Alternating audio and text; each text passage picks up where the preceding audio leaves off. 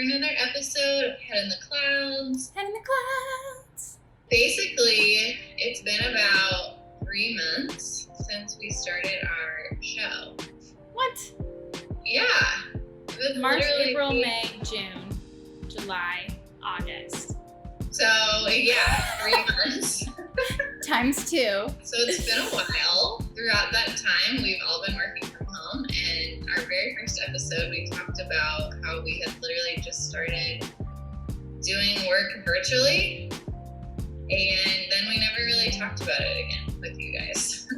So we wanted to bring it back to the basics and just give you guys an update on life at DayCloud. Mm-hmm. So, Liz, how are things going over the last 6 months? Like, all of a sudden, not going into the office, being on Zoom 24/7. How do you feel like our projects went? We started working from home, and we had, like we said, we had quite a few things already set up to kind of give us a leg up in order to work from home. And so that I was super grateful for.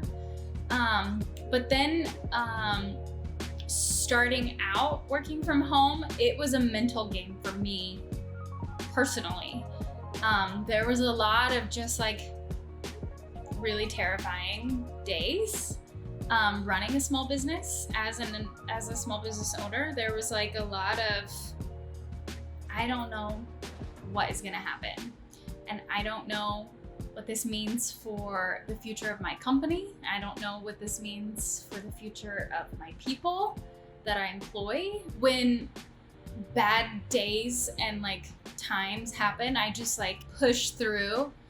And that's what I started out doing when all the COVID stuff hit, especially like for the first probably 3 months, like March through May. And then I started getting really tired because I realized that, I realized that like COVID wasn't going to end in a few months. It's a different feeling when you feel like this is just a small time that we have to do this and then it'll go back to normal Just versus like grind it out. Yeah. Oh, this is a long-term thing. So Yeah. now I have to shift my entire mentality. Yeah, exactly. Like, yeah, there's like a time when you can like really just grind it out. But it's not sustainable for yeah, exactly. It's not sustainable for a long period of time.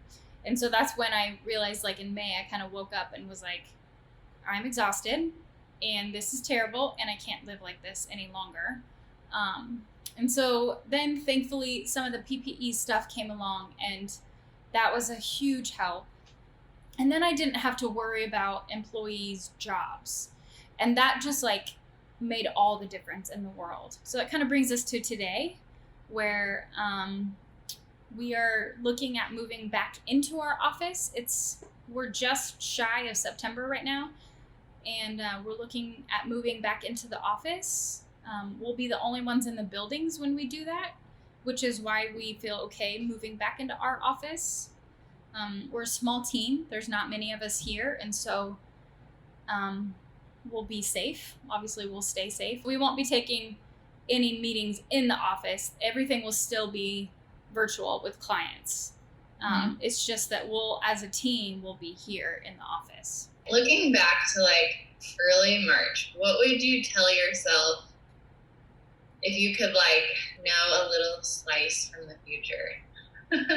I would say stop holding your breath, because that's what I felt like. I felt like I was just like holding my breath, for 3 months, waiting for it to just be over. Yeah. And I would say like, just take a deep breath. Like it's gonna be fine. Yes, it's not gonna be over, but like you're going to learn how to live even within this COVID environment. I'd want to know what you would say to yourself, because I know that like for you it was also pretty awful. Yeah, I mean, because it had its like highs and lows basically. Like, I am an introvert, so on one hand, it felt like my life didn't actually change that much. Like, I was like, you're like, sweet, I gotta stay home. Cooking at home, reading, going on walks. Just this weird thing where I was like really drained from work, but yet I also felt like I wasn't doing anything because I was just home. But I was doing a lot, like work-wise.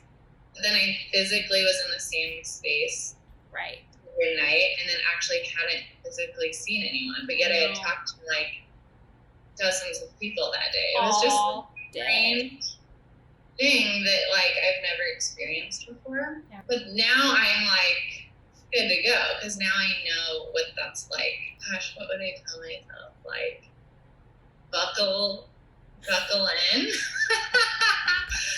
or like do things for you. Like, make sure you're doing some self-care.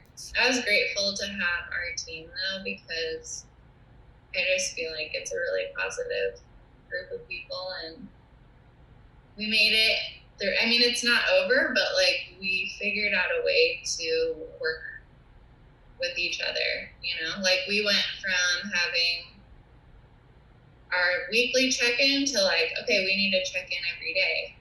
And then a couple months later, we realized, oh, we don't need to meet as a team every day. We're like good with that now. So now we meet 3 times a week.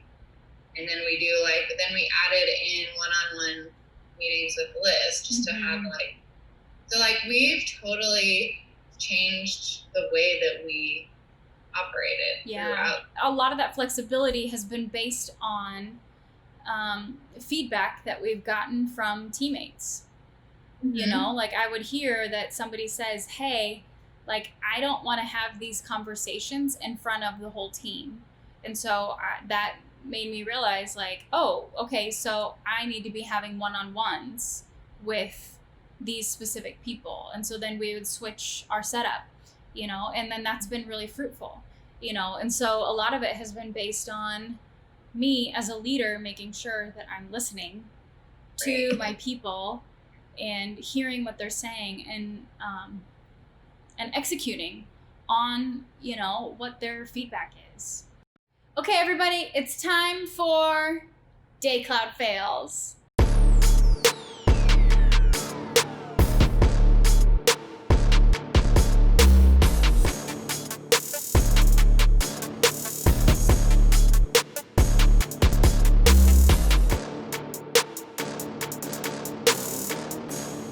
Okay, this story is a Zoom story because that's what we're talking about today in this episode.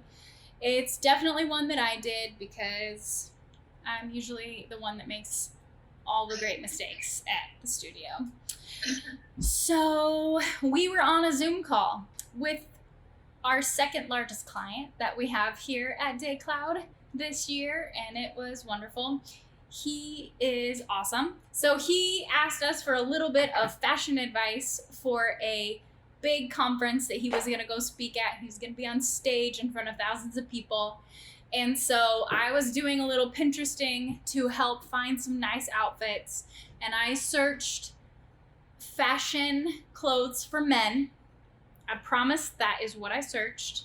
Anyway, so on our Zoom call with him, I was sharing my screen. I was sharing the picture that was on Pinterest, and all of a sudden, everybody on the Zoom call started dying laughing, including the client. And I had no idea what everybody was laughing about until I finally looked at the image. And on the image, apparently the caption that was on there said, "Fashion for fat guys." And it literally looked like she had typed that in and like pulled it up, which is like terrible. And then you're like in the meeting and like, oh my gosh. And that isn't what you typed in. No, not at all. That's what the category was. Oh my gosh. So yes, okay, so in Pinterest, they make suggestions, and I just happened to like see one of their suggestions based on what like, you were like that blazer. Yes, and I saw one of the clothes, and it was, I just saw the clothes and I did not see the caption, and I just happened to like pick that picture to show them, and I did not see the caption. Oh my gosh, it was so embarrassing and I felt so bad.